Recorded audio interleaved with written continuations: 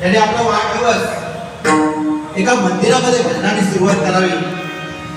खरोखरच त्यांना आपण आता पाहतो वाढदिवस कसे साजरे करतात ते घरात म्हणा बाहेर म्हणा केक आणतात आणि काय काय प्रकार.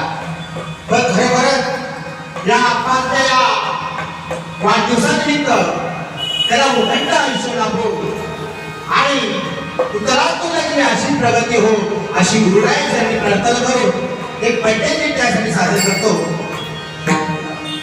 जरा तो जर आपण टाळ्या होत्या एकदा.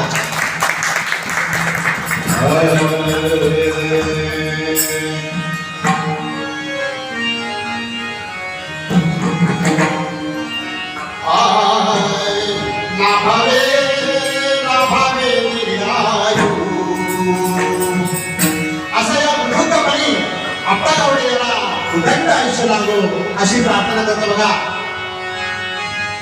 लाभावे लाभावे दीर्घायु आपला गावी हॅपी बर्थडे टू यू.